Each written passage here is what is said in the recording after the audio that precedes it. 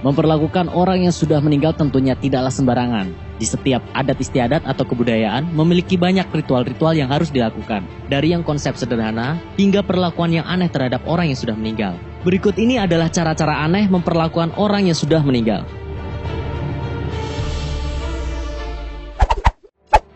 Menghadiri pengadilan. Pada tahun 897, Paus Stephen VI menuduh Paus Formosus atas sumpah palsu dan pelanggaran peraturan gereja. Permasalahannya adalah Paus Formosus meninggal 9 bulan sebelumnya. Stephen pun menggali mayat Paus dan membawanya ke pengadilan. Kemudian melanjutkan pelayanan sebagai kepala jaksa. Paus Stephen semakin menggila, sampai-sampai sekelompok orang melancarkan sebuah rencana pembunuhan terhadapnya.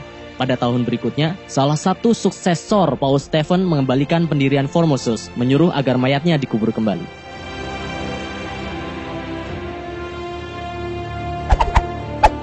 Dibuat ramuan. Saat ini, kebanyakan kita berpikir bahwa mumi hanya sebagai artefak arkeologis.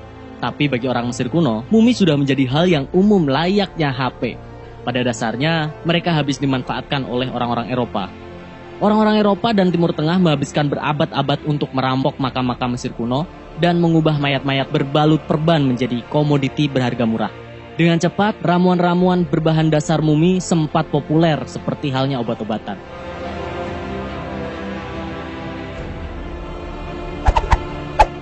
Pameran Bodyworks di Jepang.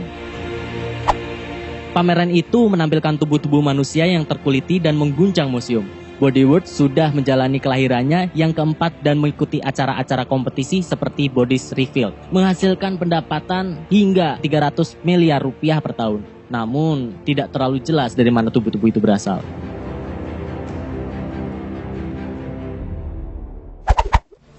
Jadi bahan bakar.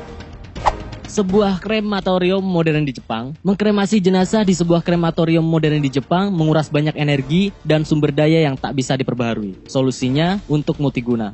Beberapa krematorium di Eropa mengganti pemanas konvensional dengan memanfaatkan panasnya yang bisa mencapai 1000 derajat Celcius. Malah sejak tahun 1997, kota Helsingborg di Swedia menggunakan krematorium lokal mereka untuk menyediakan 10% dari panasnya untuk perumahannya.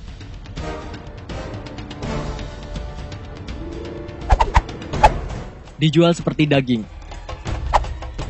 Di abad pertengahan, perampok makam merampok kuburan dan menjualnya kepada dokter dan ilmuwan. Di zaman sekarang, bisnis menjual mayat dan organ tubuh sudah sangat ilegal. Tapi, hal itu masih dijalankan. Program donasi mayat sukarela oleh universitas-universitas mencocokkan mayat dengan penelitian yang mereka butuhkan. Makelar yang menyediakan tubuh-tubuh ini memasang tarif tinggi untuk pengiriman dan pengemasan. Bahkan, biaya pengiriman sebuah mayat utuh bisa sampai 10 juta rupiah, sementara organ-organ terpisah bisa lebih murah.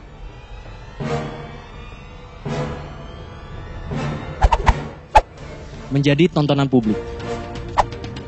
Tokoh revolusi Rusia, Vladimir Lenin ingin dikuburkan di tanah keluarganya. Tapi, saat ia meninggal pada tahun 1924, Joseph Stalin memaksa menaruh jenazahnya untuk tontonan publik di Red Square, menjadikannya seperti barang peninggalan sekuler komunis. Akibatnya, sebuah organisasi bernama Research Institute for Biological Structures dibentuk untuk menjaga tubuh Lenin agar tidak membusuk.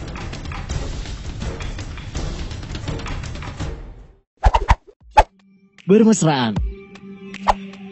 Di tahun 1933, Count Carthorne Castle mencuri tubuh Elena Hoyos dan menyembunyikannya di rumahnya. Selama 7 tahun, Count memelihara mayatnya, mengganti dagingnya saat membusuk dengan gantungan baju, lilin yang dicetak, dan plester dari Paris.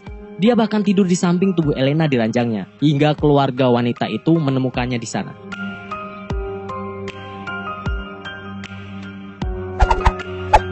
Dikubur secara massal.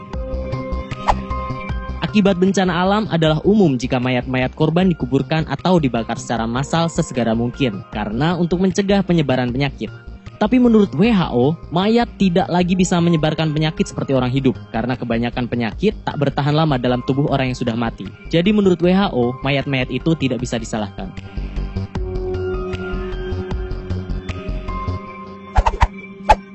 Menikah.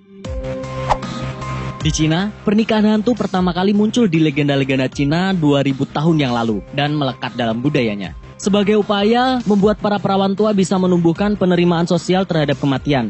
Di masa lain, acara itu untuk menghormati putra-putra yang meninggal dan dinikahkan dengan pengantin wanita yang masih hidup. Pernikahan ini berfungsi secara religius untuk membuat orang yang sudah meninggal lebih bahagia di akhirat.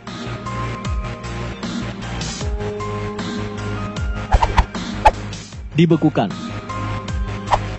Ilmuwan saat ini telah membuat penelitian dalam pembekuan atau yang disebut krionik. Penelitian menggunakan proses yang disebut vitrification atau pengacaan. Menurut penelitian, air di dalam tubuh digantikan dengan zat anti beku, tubuh kemudian ditempatkan di suhu dingin tapi tidak membentuk es. Di tahun 2005, penelitian melakukannya pada ginjal kelinci dan berhasil mengembalikannya dan membuatnya berfungsi kembali.